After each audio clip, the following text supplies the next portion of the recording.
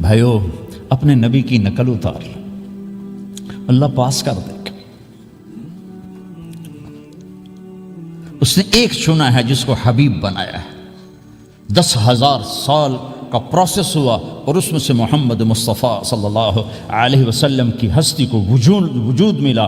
آپ کو آنے میں اتنا زمانہ چاہیے تھا کہ اعلیٰ سے اعلیٰ چیز کے بننے میں دیر لگتی ہے، تو کائنات 10,000 سال گھومی اور تب جا کر میرے حبیب مصطفیٰ صلی اللہ تعالی علیہ وسلم کو اللہ تعالیٰ نے وجود بخشا۔ سب سے عالی نسب، سب سے عالی خاندان، سب سے عالی صفات۔ اب اللہ کے خزانوں سے لینے کا راستہ پاؤنڈ نہیں، ڈالر نہیں ہے، تجارت نہیں ہے، اللہ سے لینے کا راستہ میرے نبی کا طریقہ ہے۔ تجارت میں ہو، زراعت میں ہو، جاب میں ہو، کھیتی باڑی میں ہو، میرے نبی کا طریقہ ایک مسجد کا ہے، نماز، 5 وقت کی نماز، یہ میرے نبی کی آنکھوں کی ٹھنڈک ہے۔ 5 وقت کی نماز اس امت کی شان پہچان ہے، اور اللہ تعالیٰ نے پہلی امتوں پر اتنی بڑی مشقت ڈالی کہ ان کی نماز مسجد کے علاوہ کہیں نہیں ہوتی تھی، مسجد میں ہی ہوتی تھی۔ ہمارے لیے کتنی آسانی کر دی، جاب میں ہے، مصلی بچھا نماز پڑھ، چلو مصلی بھی کوئی نہیں، زمین دیکھ، اس پر کوئی گندگی تو کوئی نہیں ہے، بس زمین بھی تیرے لیے پاک ہے، چل نماز پڑھ۔ اور آسانی کر دی، پانی کوئی نہیں ہے، کوئی بات نہیں، مٹی میں ہاتھ مار، منہ پہ مل، پھر ایک ہاتھ مار، یوں کر، چل نماز پڑھ، میں تیری قبول کروں گا۔ یہ کسی امت کے ساتھ یہ نہیں ہوا، انہیں وضو ہی کرنا تھا چاہے پانی 50 میل پر موجود ہو، اور ہمارے لیے پانی کوئی نہیں ہے، چلو تیمم، مٹی میں ہاتھ ہمارا یوں کیا، پھر ہاتھ ہمارا ایک یوں کیا، ایک یوں کیا، چل بھائی اللہ اکبر قبول۔ عمار بن یاسر رضی اللہ تعالیٰ عنہ سفر میں تھے، ان کو نہانے کی ضرورت ہو گئی، نائٹ فال ہو گیا، تو انہوں نے سوچا کہ ویسے تو آدمی کو وضو کی ضرورت ہوتی ہے تو خالی منہ پہ ہاتھ مارا اور یوں کونیوں تک، لیکن مجھے تو غسل کی ضرورت ہے، تو خالی اس سے تو کافی نہیں ہوگا، تو انہوں نے کپڑے اتارے، اکیلے تھے، ریت کے اوپر کبھی یوں لیٹے، کبھی یوں لیٹے، کبھی یوں لیٹے، 3-4 دفعہ یوں اور یوں رول ہوتے ہوتے پھر انہوں نے نماز پڑھی۔ آئے اللہ کے نبی کی بارگاہ میں، یا رسول اللہ مجھے رات کو نہانے کی ضرورت پڑ گئی، تو میں نے کہا وضو کے لیے تو خالی یہ 2 دفعہ کرنا کافی ہے، تو یہ تو نہانا تھا، تو میں تو ریت میں خوب رول ہوتا رہا۔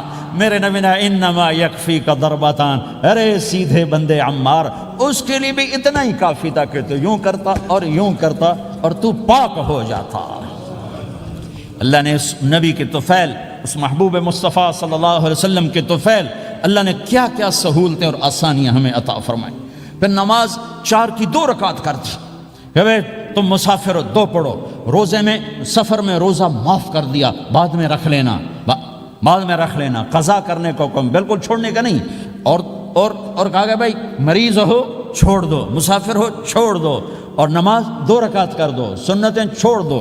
ابن عمر رضی اللہ تعالیٰ عنہ بیٹھے تھے تو انہوں نے 2 رکعت پڑھ کے بیٹھ گئے، تو ان کے خادم نے کہا سنتیں نفل نہیں پڑھو گے؟ کہا اگر پڑھنا تو 4 فرض پڑھتا میں، میرے اللہ نے معافی دے دی تو میں کیوں پڑھوں؟ میرے نبی نے سفر میں سنتیں نہیں پڑھی کبھی، اپنی امت کو سہولت دینے، فجر کی سنتیں 2 پڑھتے تھے، اس کے علاوہ سنتیں نہیں پڑھی تاکہ میری امت کو سہولت ہو، آسانی ہو۔ ایک دفعہ بارش ہو رہی تھی اور کوئی جگہ نہیں تھی نماز پڑھنے کے لیے، تو آپ نے اپنی اونٹنی کو آگے کیا اور اس پر بیٹھ گئے، بیٹھے ہی تھے، پیچھے صحابہ نے اونٹنیوں پر ہی صفیں بنائیں، اور یہ نماز اونٹنی پہ بیٹھ کر ادا کی گئی بارش کے اندر۔ نماز اونٹنی کے اوپر نماز بھی ہو گئی، رکوع بھی ہو گیا، سجدہ بھی ہو گیا، سلام بھی ہو گیا۔ پہلی امتوں کے لیے نہیں تھا، سجدہ ہی کرنا پڑے گا۔ یہ اللہ کے محبوب مصطفیٰ صلی اللہ تعالی علیہ وسلم کی طفیل، میرے اللہ نے ہم پہ فضل و احسان کیا، تو میرے نبی کی زندگی میں عبادات میں نماز سب سے اعلیٰ نظر آتی ہے، سب سے نمایاں نظر آتی ہے، اور پھر بازار میں، گھر میں، دفتر میں، ماحول میں میرے نبی کے اخلاق، یہ زندگی کا دوسرا روشن پہلو ہے۔ میرے نبی کی ساری زندگی 2 لفظوں میں آتی ہے، عبادت اخلاق، عبادت اخلاق، یا 2 اور لفظ، حقوق اللہ حقوق العباد، حقوق اللہ حقوق العباد۔ حقوق اللہ میں نماز سب سے اعلیٰ، اور حقوق العباد میں لوگوں کی برداشت کرنا، لوگوں سے درگزر کرنا، معاف کرنا، جھوٹ سے بچنا، دھوکے سے بچنا۔ میرے نبی سے پوچھا گیا یا رسول اللہ مسلمان کنجوس ہو سکتا ہے؟ ہم نے کہا ہو سکتا ہے۔ یا رسول اللہ مسلمان کمزور ہو سکتا ہے، بزدل ہو سکتا ہے، ڈرپوک ہو سکتا ہے؟ آپ نے کہا ہو سکتا ہے۔ یا رسول اللہ مسلمان جھوٹ بول سکتا ہے؟ آپ نے کہا نہیں، جھوٹ نہیں بول سکتا، جھوٹ نہیں بول سکتا۔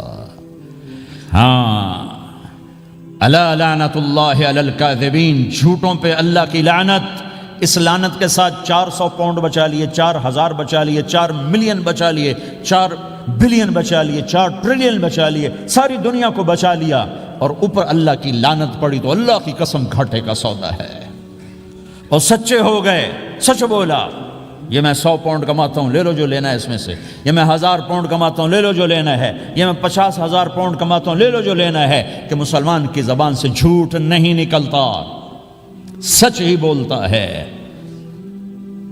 آپ تشریف لے جا رہے ہیں، ایک آواز ہے یا رسول اللہ، آپ نے یوں دیکھا، کوئی نظر نہیں آیا، پھر آواز ہے یا رسول اللہ، تو آپ نے دیکھا کہ ہرنی ڈیئر چھوٹی وہ کھڑی ہوئی رسی میں بندھی، تو آپ نے کہا کیا ہوا؟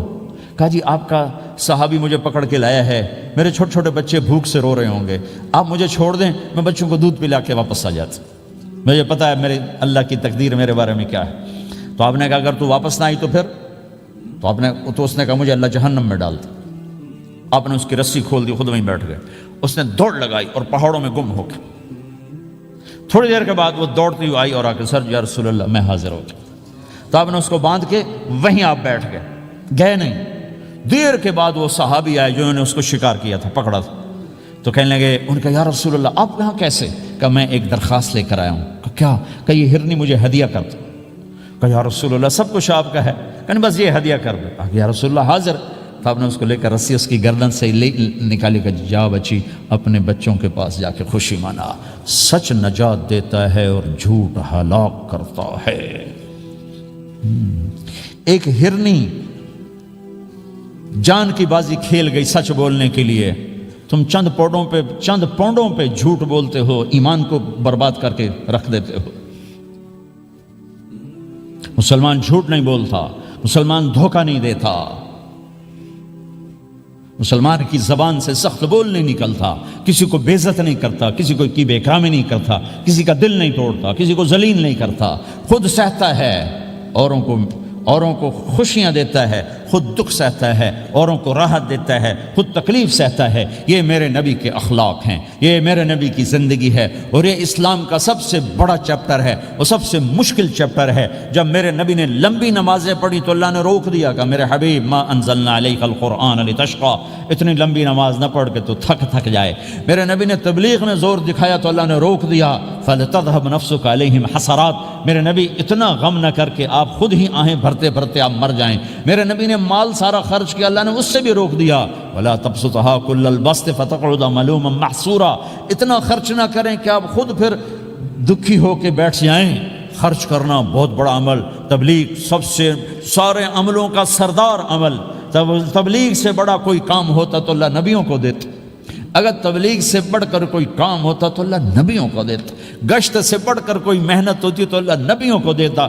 950 سال نوح علیہ السلام گشتی کر رہے ہیں، اور اللہ کی مان لو، اللہ کی مان لو، اتنا عظیم عمل کا میرے نبی درمیانہ نماز سب سے بڑی عبادت، میرے نبی درمیانہ کام، لیکن جب میرے نبی نے اخلاق اچھے کیے،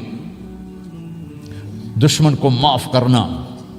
لیکن ایک آدمی آپ سوئے ہوئے تھے، آپ کی تلوار لٹکی تھی، ایک آدمی آیا، اس نے آپ کی تلوار اتاری اور یوں ہماری پسلی میں، آپ اٹھ کے بیٹھ گئے۔ اب وہ قتل کے ارادے کے لیے آ چکا ہے اور تلوار یہاں ہے، کہتا من یمنعک منی، اب بول تمہیں کون بچائے گا؟ تو آپ نے مسکراتے ہوئے کہا اللہ، تو اس کے ہاتھ سے تلوار گر پڑی، تو آپ نے اٹھا لی، آپ نے یوں سیدھی کی، اب تو بچا، تجھے کون بچائے گا؟ وہ کہنے لگا مجھے تو ہی بچائے گا، وہ تو اللہ کو جانتا نہیں تھا، کہا بابا مجھے تو ہی بچائے گا۔ تو آپ کہتے ہیں اس کا سر اڑا دو، یہ نبی کو قتل کرنے آیا ہے۔ میرے نبی نے فرمایا کلمہ پڑھتے ہو؟ کہا نہیں پڑھتا۔ کہا جاؤ معاف کیا۔ یہ میرے نبی کے اخلاق ہیں۔ 20 سال جنہوں نے قتل کے منصوبے بنائے، مکہ والے، جب آپ مکہ میں فاتحانہ داخل ہوئے، ابو سفیان سب سے زیادہ آپ کو دکھ پہنچانے والوں میں پیش، تو آپ نے ابو سفیان کو عزت دی۔ جو ابو سفیان کے گھر میں داخل ہوگا اس کو کچھ نہیں کہا جائے گا۔ آپ تو ابو سفیان کو بلا کے سولی پہ لٹکاتے، اور آپ کہہ رہے ہیں جو ابو سفیان کے گھر میں جائے گا اسے کچھ نہیں کہا جائے گا، جو بیت اللہ میں ہوگا اسے کچھ نہیں کہا جائے گا۔ سارا مکہ سامنے، آپ یوں بیت اللہ کا دروازے پر یوں دونوں ہاتھ ایسے ٹکا کے کھڑے تھے۔ پھر آپ نے کہا میں کیا کروں گا اب تمہارے ساتھ؟ تو سہیل بن عمر نے کہا آپ کریم ہیں، کریم کے بیٹے ہیں، تو آپ نے کہا جاؤ میں نے معاف کیا۔ یہ اخلاق آج مٹ چکے ہیں، مردوں سے، عورتوں سے، علم والوں سے، خانقاہ والوں سے، تبلیغ والوں سے، سب زیرو ہوئے پڑے ہیں۔ جب تک یہ اخلاق زندہ نہیں ہوتے اسلامی زندگی قائم نہیں ہو سکتی، اسلامی معاشرت قائم نہیں ہو سکتی، اور دین دو چیزوں سے آگے پھیلتا ہے، ایک دعوت اور ایک اخلاق۔ دعوت اور اخلاق، دعوت اور اخلاق۔ دعوت نہیں ہوگی تو اخلاق وہیں پڑے رہ جائیں گے، اخلاق نہیں ہوں گے تو دعوت کوئی قبول نہیں کرے گا۔ میرے نبی نے کتنے معجزے دکھائے مکے میں، نہیں کلمہ پڑھا۔ بدر میں ان کے 70 مارے گئے، فرشتوں کو دیکھا، جبریل کے گھوڑے کی آواز سنی، کلمہ نہیں پڑھا۔ خندق میں شکست ہوئی، کلمہ نہیں پڑھا۔ پانی نکلتے دیکھا انگلیوں سے، کلمہ نہیں پڑھا۔ ایک بکرے کا ایک بازو پکایا، ایک بازو بکرے کا، ایک اگلا جو بازو ہوتا، اور 40 آدمیوں نے کھانا کھایا اور ایک بوٹی کم نہیں ہوئی، ایک بوٹی کم نہیں ہوئی، کلمہ نہیں پڑھا۔ لیکن جب میرے نبی نے کہا جاؤ معاف کیا تو سارے ہی کلمہ پڑھ گئے کہ واقعہ یہ اخلاق نبی کے ہو سکتے۔ حنین کی جنگ میں جب بھاگے لوگ، شکست ہوئی، تو ایک صحابی کا بھاگتے ہوئے پاؤں ہمارے نبی کا پاؤں پر آیا، اور جوتا سخت تھا، تو آپ نے کہا اوجعتنی، اور آپ کے ہاتھ میں چھڑی تھی، آپ نے اس کو یوں ماری، کہا اوجعتنی، ارے تو نے مجھے کتنا زیادہ درد پہنچایا، دکھ پہنچایا۔ وہ بیچارے پگھل کے رہ گئے اور پریشان ہو گئے، اور فرماتے ہیں سارا دن میں پریشان، ساری رات پریشان کہ اللہ کے نبی کو میں نے تکلیف پہنچائی، اب میرا کیا بنے گا۔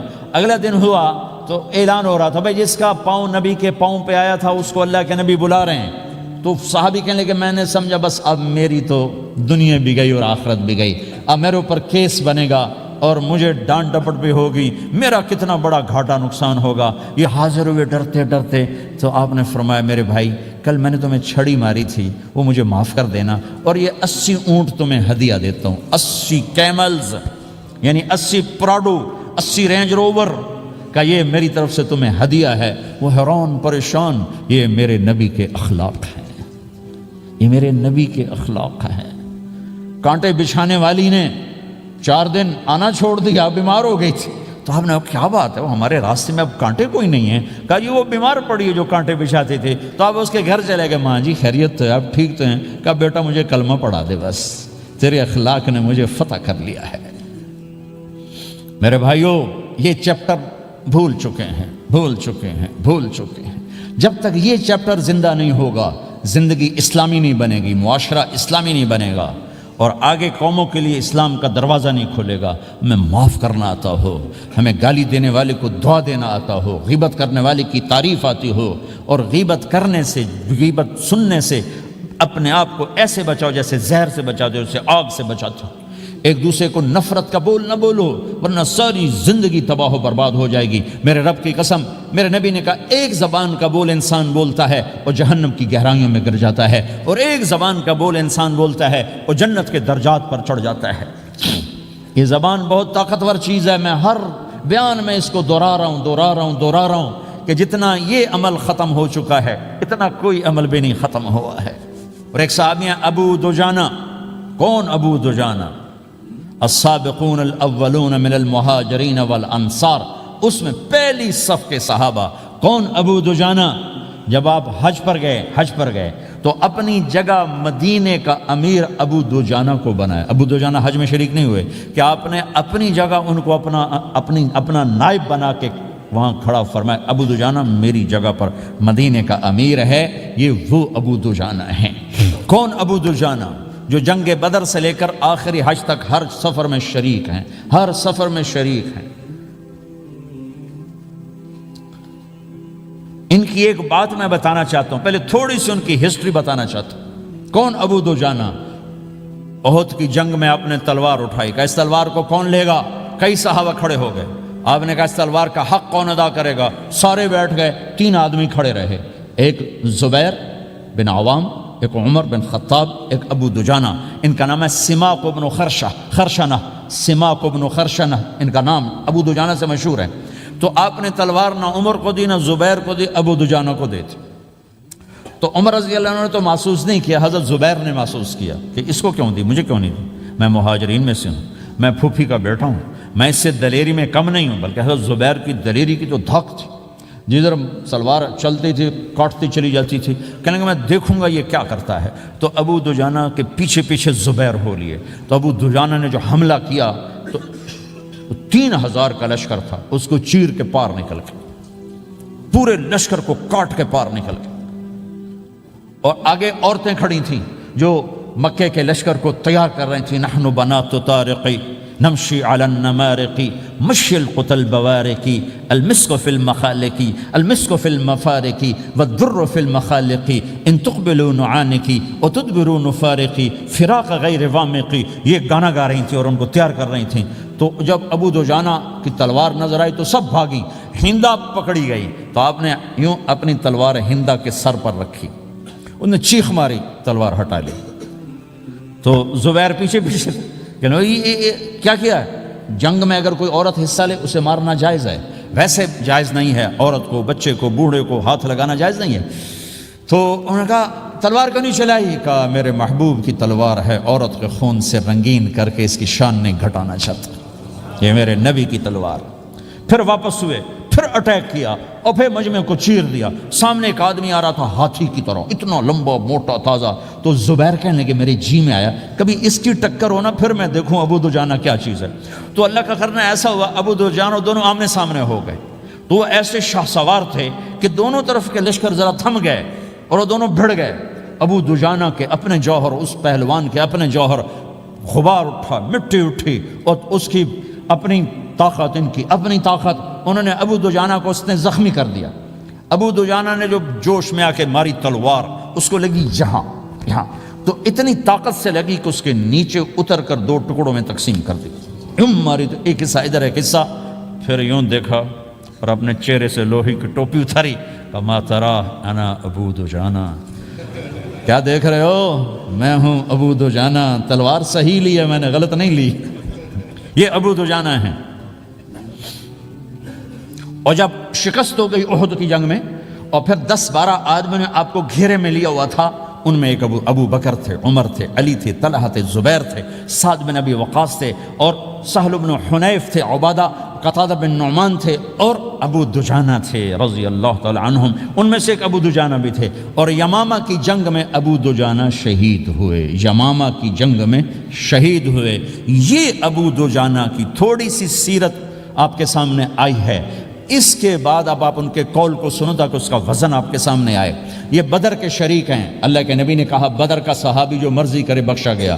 یہ صلح حدیبیہ کے شریک ہیں، اللہ نے قرآن میں کہا لقد رضی اللہ، میں ان سے راضی ہو گیا۔ یہ صحابی ہیں، اللہ نے کہا کلا وعد اللہ الحسنی، اے میرا نبی تیرے ہر صحابی کے لیے جنت کا وعدہ ہے۔ اور اب یہ کیا کہتے ہیں؟ یہ کیا کہتے ہیں؟ لوگو ان ارجع عملی عند، لوگو میرے پاس، ابو دجانہ میرے پاس بخشش کا سب سے بڑا عمل جانتے ہو کیا ہے؟ بدر نہیں، احد نہیں، حدیبیہ نہیں، خندق نہیں، خیبر نہیں، فتح مکہ نہیں، آخری حج نہیں، کیا ہے؟ کیا ہے؟ لوگو ان ارجع عملی عندی، میرے پاس آخرت میں بخشش کا سب سے بڑا عمل بس ایک ہے کہ ما آذیت احدا بلسانی، میں نے اپنی زبان سے کبھی کسی کو دکھ نہیں پہنچایا۔ ولا اجد فی قلبی غلا لاحد، اور میرے دل میں کسی کے لیے بغض کوئی نہیں ہے، بس یہ میری بخشش کا عمل ہے۔ تو بھائیو، نبی کے اخلاق میں 2 چیزیں لے لو، ایک زبان سے کسی کو دکھ نہ دو، ایک دل میں کسی کا بغض نہ رکھو۔ اللہ کی قسم بغیر حساب کتاب کے جنت میں جاؤ گے۔ بڑے بڑے جنید بغدادی اور بڑے بڑے معرفت والے تمہیں دیکھتے رہ جائیں گے، تمہاری رفتار اتنی تیز ہوگی کہ تمہیں وہی پکڑ سکے گا جس کا یہ 2 عمل تم سے زیادہ اچھا ہوگا۔ جس روڈ پہ رش ہوتا آپ وہاں سے گاڑی ہٹا لیتے ہو، ادھر نہیں جانا، ادھر رش ہے، وہ سائن وغیرہ آپ کو آ جاتے ہیں کہ ادھر بلاک ہے، ادھر نہیں جانا، ادھر جانا ہے۔ تو جہاں روڈ پہ رش ہوتا ہے تو قیمتی سے قیمتی گاڑی کی رفتار بھی آہستہ ہو جاتی ہے، اور جہاں روڈ خالی ہوتا ہے تو پرانی گاڑی بھی بھاگے جا رہی ہوتی ہے۔ ہمارے یہاں پرانی گاڑی ہوتی ہے نا، پرانی بسوں کے پیچھے لکھا ہوتا ہے نہ انجن کی خوبی نہ ڈرائیور کا کمال، خدا کے سہارے چلی جا رہی ہے۔ اور جس کے پاس ایسی گاڑی ہو، نہ انجن کی خوبی نہ ڈرائیور کا کمال، تو اگر اس کو روڈ خالی مل جائے تو وہ تو مرسڈیز والے سے پہلے پہنچے گا۔ رینج روور والے سے پہلے پہنچے گا، بینٹلی والے سے پہلے پہنچے گا، رولز رائس والے سے پہلے پہنچے گا، جو وہ تو پھنسی کھڑی، اس کا روڈ ہی خالی ہے۔ تو میرے بھائیوں